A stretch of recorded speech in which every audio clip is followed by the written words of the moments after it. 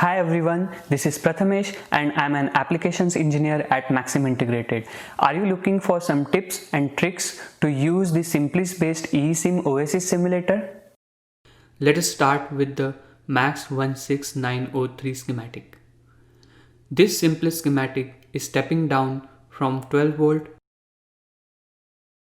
to 5 volt with a load step of 1 ampere to 0.5 ampere. To run this schematic, I simply click here.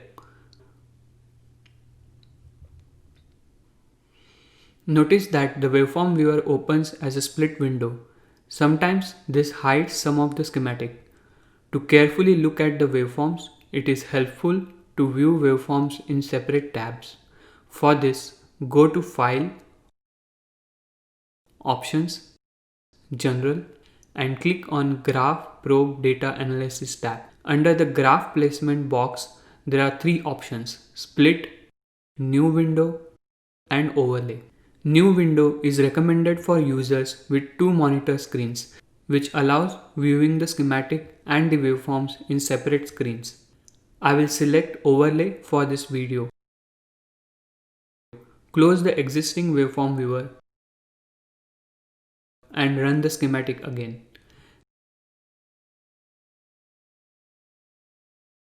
This time notice that all the results got displayed as a separate tab in same window.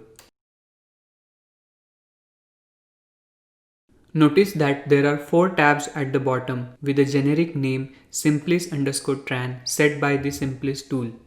Wouldn't it be nice to see more meaningful names? Those 3 waveforms belong to the output of the converter. Go back to the schematic and double click on any voltage or current probe belonging to this tab. See that an appropriate graph name is already assigned to the probes. Check this checkbox option Set Tab Caption to Name to display the desired graph name on the tab.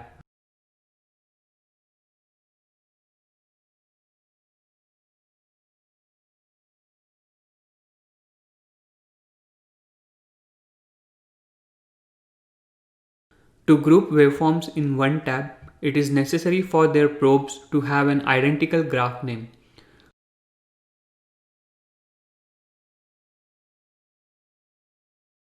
Close the waveform viewer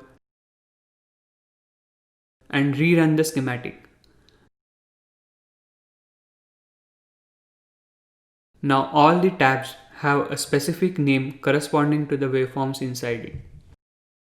Notice that waveform viewer is not showing inductor current and bias voltage. To add those probes, go to Commonly Used Part in Part Selector window. Double click on Inline Current probe and place it before the inductor by breaking the wire.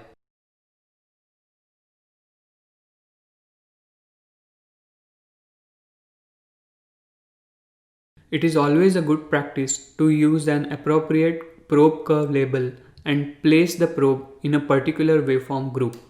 Check Use Named Graph checkbox and type in Switching here to place this waveform in the Switching tab.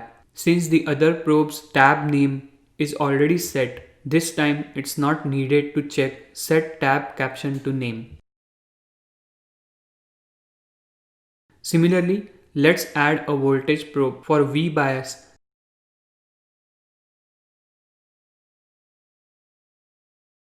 and place it in the IC tab. Now close the existing waveform viewer and rerun the simulation. See that IL waveform is added in the switching tab and V bias in IC tab as expected. Notice that load current Iout is overlapping with output capacitor current. To hide IC out for a moment to have a clear view, select the checkbox for IC out and click on the Hide Selected Curves option here.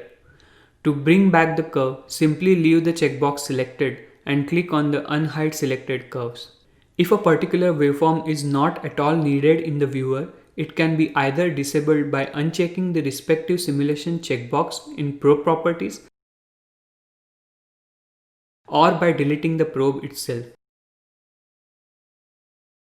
Deleting the selected curve using delete on the keyboard will remove the waveform completely.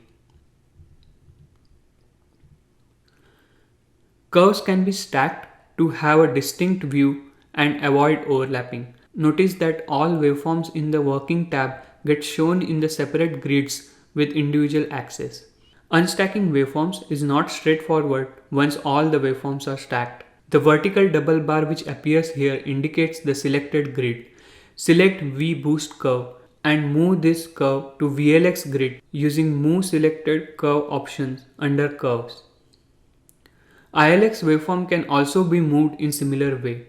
However, a single axis is used for voltage as well as current waveforms. To fix this, first stack the selected ILX curve separately. A new axis should be added from axis for current waveform. This adds the new axis in parallel to the existing axis in the selected grid, and newly created axis is selected by default.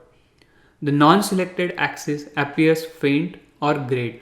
Unselect all the curves, select ILX and move it to the newly created axis.